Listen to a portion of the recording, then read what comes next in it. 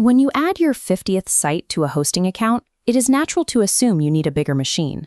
Conventional industry advice dictates that graduating from shared hosting to a virtual private server is mandatory to protect your network footprint as your volume increases.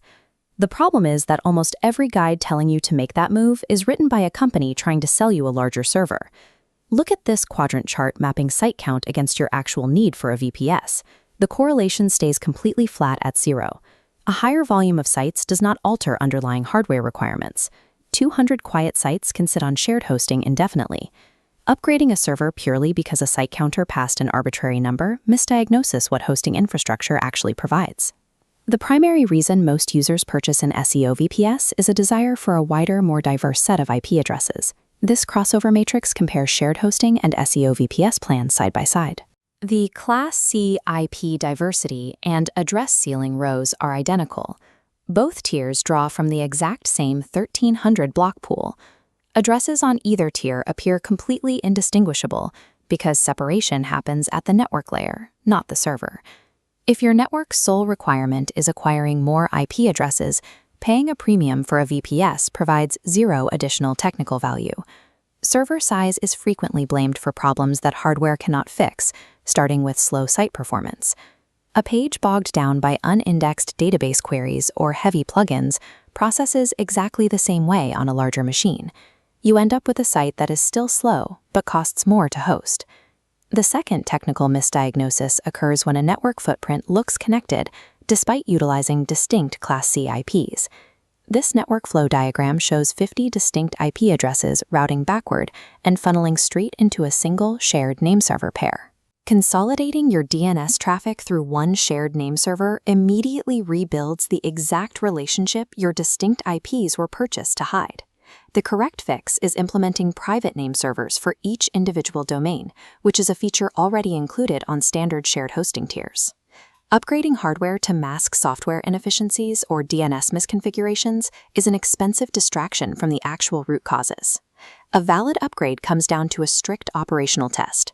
You migrate when a capability is blocked. This is exactly what it physically looks like when your processes hit a hard resource cap on shared infrastructure. Shared hosting enforces limits by abruptly terminating long-running imports or heavy crawls before they finish. It does not simply slow them down. Moving to a kernel-based virtual machine, or KVM, replaces those pooled limits with an allocation. Your CPU and memory become guaranteed isolated hardware resources. Look at the split timeline.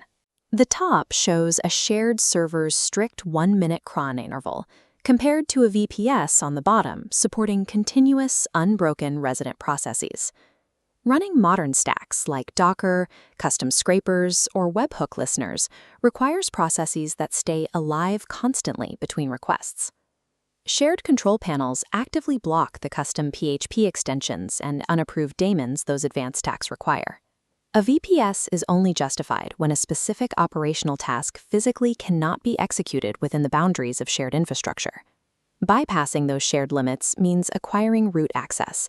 That immediately transfers the burden of system administration onto your shoulders. The standard control panels included for free on shared accounts transition into paid monthly licenses. Server migrations are no longer handled automatically by the provider's support team. You become solely responsible for patching the operating system, maintaining security updates, and configuring your own environment backups. The one network restriction you retain is outbound mail. SMTP ports are closed on all VPS instances to protect the IP block's reputation from compromised servers. The absolute software freedom of root access requires a direct payment in operational friction and increased management hours. Network owners often divide the VPS monthly cost by the shared per IP cost to find a supposed break-even site count. That calculation fails because the base server is an entirely separate line item. You must still purchase individual IP addresses from the exact same volume bands. This equation illustrates the accurate calculation, the root premium. Take the base server cost, add optional panel licenses, and factor in admin time to find your true monthly cost. Compare this premium directly to the specific technical tasks your current hosting physically prevents you from running. Financial return on an SEO VPS comes directly from executing advanced technical workflows, never from achieving economies of scale on IP addresses. To permanently determine if a server migration is necessary, use this diagnostic checklist. This scorecard maps the 4 decision points.